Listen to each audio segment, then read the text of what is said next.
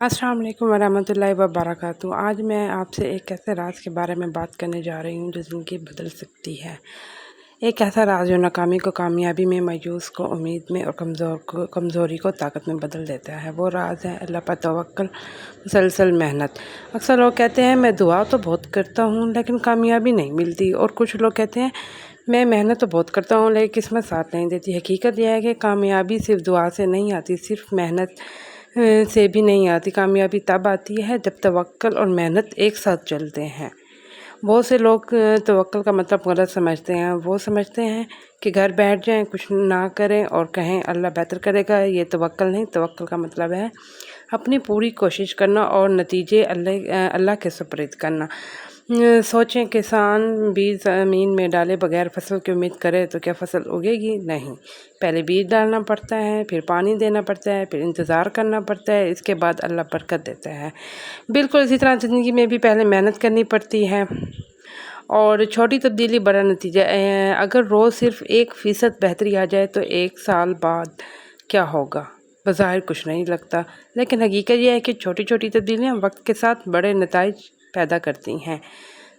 रोज़ाना 10 minute Quran, 20 minute मुताला, मतलब कि कोई बुक स्टडी कर ली, इस तरह से ना 30 मिनट वर्जिश, एक नई चीज़ सीखना, यह मामूली लगता है मगर यही मामूली चीज़ें ज़िंदगी का रुख बदल देती हैं। याद रखें, बड़े ख्वाब एक दिन में पूरे नहीं होते, वो छोटे कदमों से पूरे होते हैं।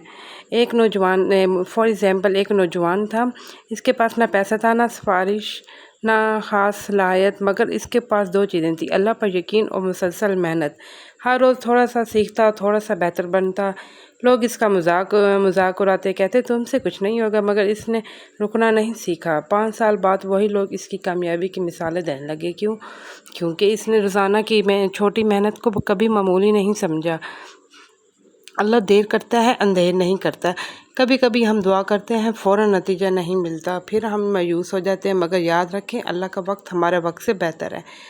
आप आज मेहनत कर रहे हैं, मुमकिन है नतीजा कल ना मिले, मुमकिन है 1 साल बाद मिले, मुमकिन है 5 साल बाद मिले, लेकिन जब अल्लाह देता है तो तवक्कुल से ज़्यादा देता है। इसलिए हिम्मत ना हारें। अगर आप गरीब हैं, मेहनत जारी रखें। अगर आप नाकाम हुए हैं, दोबारा कोशिश करें।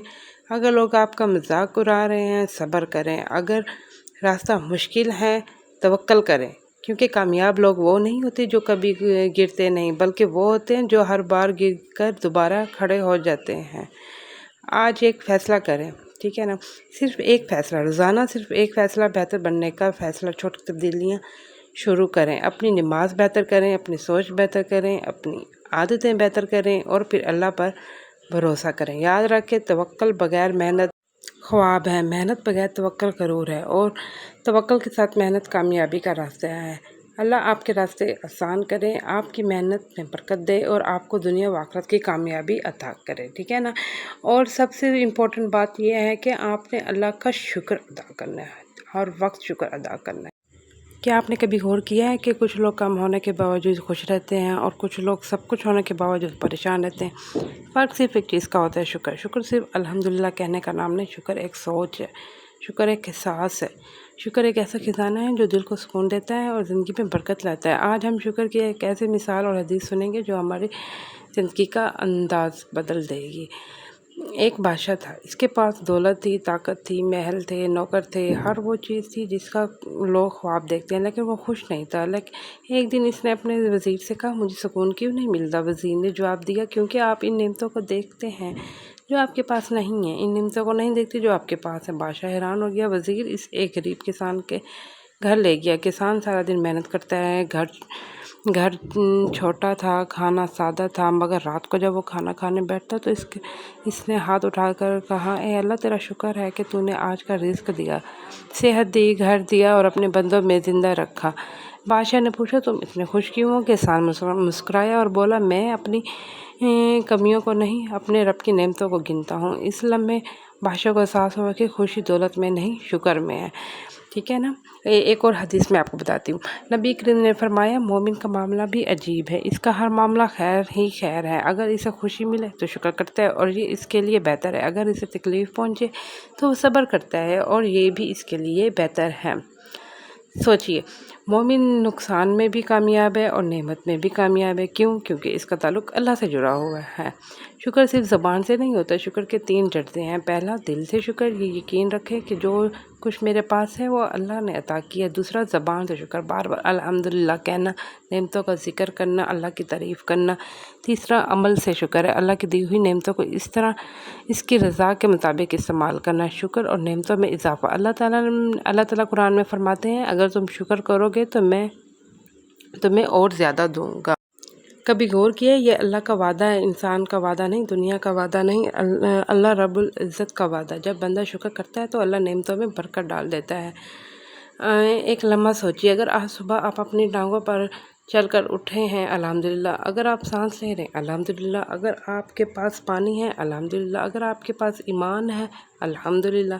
بہت سے لوگ وہ نعمتیں مانگ رہے ہیں جو آپ کے پاس پہلے سے موجود ہیں، مگر ہم اکثر ان نعمتوں کو معمولی سمجھ لیتے ہیں۔ آج سے رات کو سونے سے پہلے صرف 3 نعمتیں لکھیں، ٹھیک ہے نا؟ 3 چیزیں جن پر آپ اللہ کا شکر ادا کر سکتے ہیں۔ پھر دیکھیں آپ کی سوچ کیسے بدلے گی، پریشانی کم ہوگی، سکون بڑھے گا، دل میں امید پیدا ہوگی۔ دوستو، خوشی سے زیادہ حاصل کرنے میں نہیں، خوشی موجود نعمتوں میں پہچاننے میں ہے۔ جو شخص شکر کرنا سیکھ لیتا ہے وہ کمی میں بھی امیر ہو جاتا ہے اور شکر بھول جاتا ہے، وہ دولت میں بھی غریب رہتا ہے۔ آج سے دل کہیں الحمدللہ، اللہ کا ہر حال میں شکر ہے، کیونکہ شکر کرنے والا کبھی خسارے میں نہیں رہتا۔ اللہ تعالیٰ ہمیں شکر گزار بندوں میں شامل فرمائے۔ اگر آپ کو ویڈیو اچھی لگی ہے تو کمنٹ میں بتائیں اور لائک کریں، شیئر کریں، سبسکرائب کریں۔ Thank you.